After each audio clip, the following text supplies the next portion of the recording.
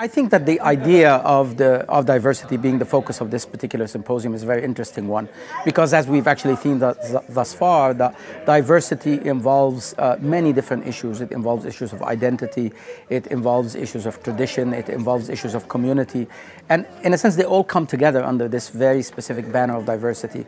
Yet we also know that diversity for whom, diversity how, are the fundamental issues that planners, very specifically, and architects and landscape architects often encounter. So I wonder at times that very often we talk about diversity of people. Architects and planners sometimes are much more interested in diversity of place. There is no connection between the diversity of people and the diversity of place. Some of the most diverse places on Earth accommodate some of the most homogeneous groups of people on Earth, and not necessarily the most diverse. And I would argue the opposite, that sometimes diverse environments, diverse communities do not necessarily seek to have places that reflect their difference, but rather places in which they actually feel comfortable and possibly in which they lose their identity, and they're not necessarily questioned about their religion or ethnicity or any other identity defining factor.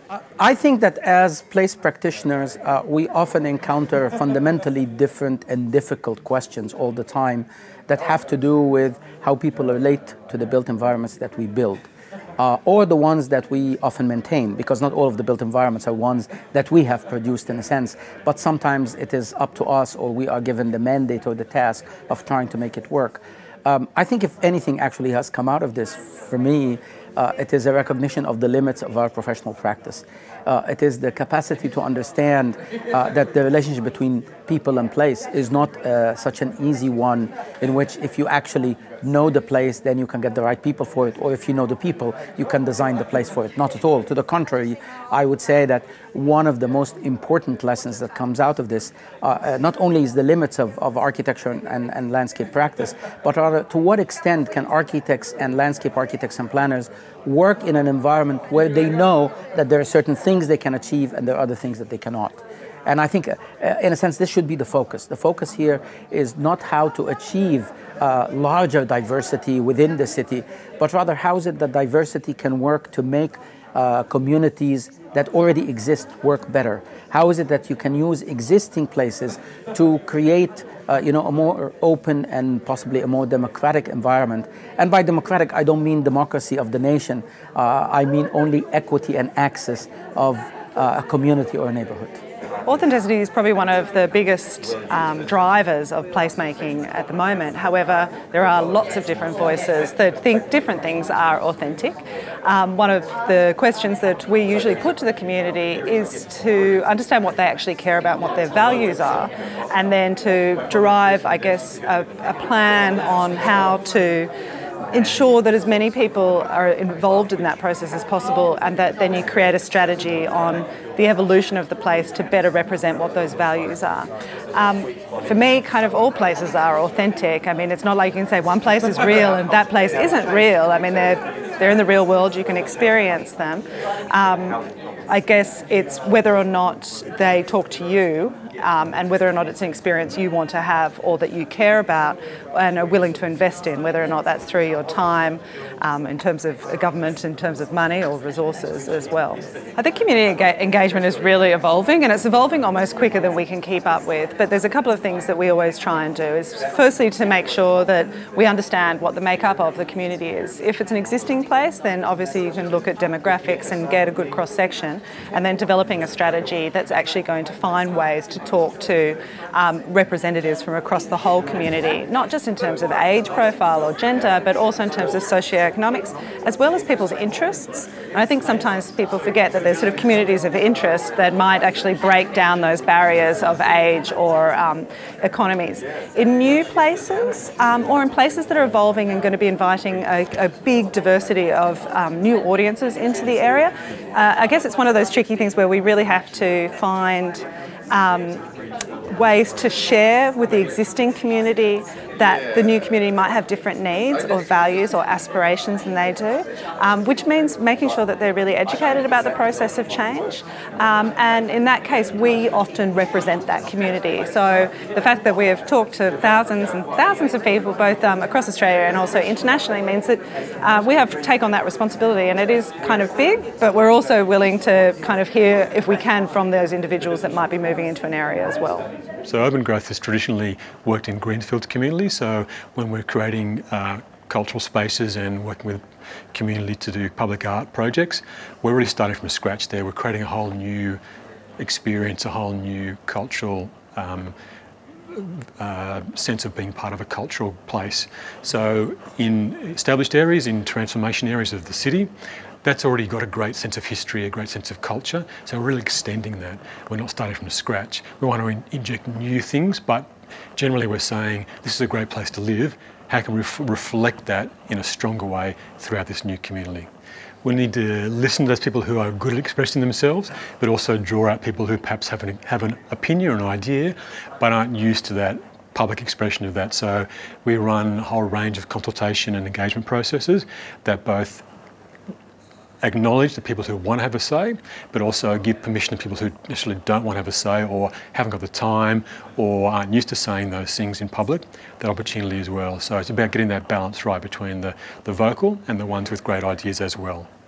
I guess from a city council's point of view, in like an urban regeneration situation, dealing with a lot of existing residents and new residents, and a lot of time they come from very different cultural backgrounds, and so you have that diversity issue, and trying to understand how they sort of can gel together. And I suppose from a planning perspective of theoretically you can say, oh, this is how it should work, but in practice resources are limited, and you don't want to start focusing too much on one particular community group because it can sort of knock-on effects, and as the discussion said today about how it can create precedents of sort of saying, oh, you must also give us so much as well. So from a council perspective, it's quite challenging because I guess there's politics behind it, but also just purely a resources perspective, and we don't have necessarily as control of who's coming into the area, so we're always playing that game of, it's not a game, but the interaction between, I guess, community groups, and from land use, it's you're just trying to ensure that there's always the social programs that are available, and the actual physical infrastructure like open space, and just make sure as much potential organic interaction is possible. So in Green Square, before I started at council, there was there's quite a large Chinese and Asian population moving into the sort of Zetland area, and there's a lot of older I guess parents that are coming over 6 months at a time, and then the other parents will come over for the other 6 months to watch kids.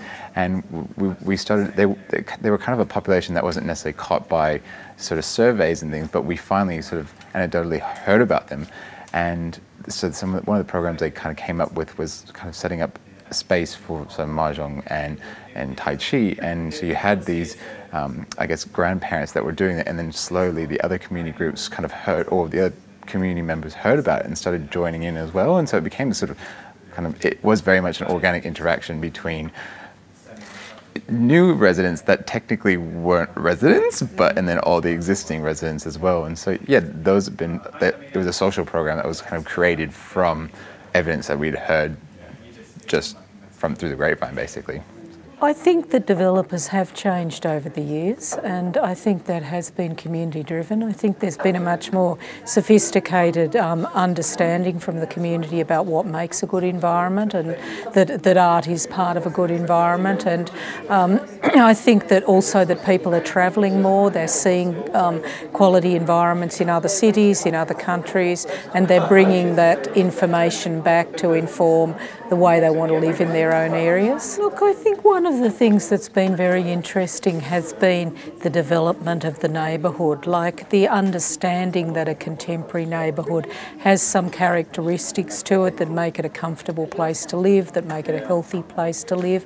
And I think there has been a more sophisticated understanding of that. And I think that the lessons in some ways have been global. They've been applied locally, but they have been global.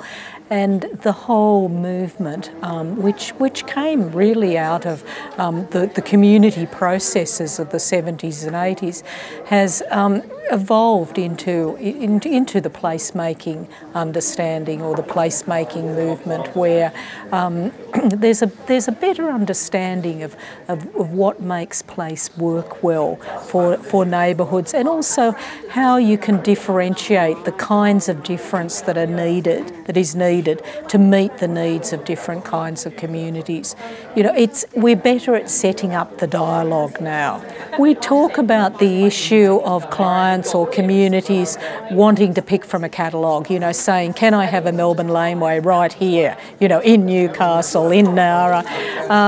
And I think that what we need is to circumvent that, is to develop a more sophisticated approach to the planning process. So we're looking at, well, what is it about that kind of product that animates a city? What is it about the notion of a Melbourne laneway that animates a city? But how can we bring that in a totally different sort of way to a country town like Nowra, or to a regional city like Newcastle? I think there is sometimes a sense that, well, you know, yes, this has worked, so let's use it here. But I think at that point you really want to have creative people come in and say, yes, we love that, but what about this? And this is going to be new, it's going to be different.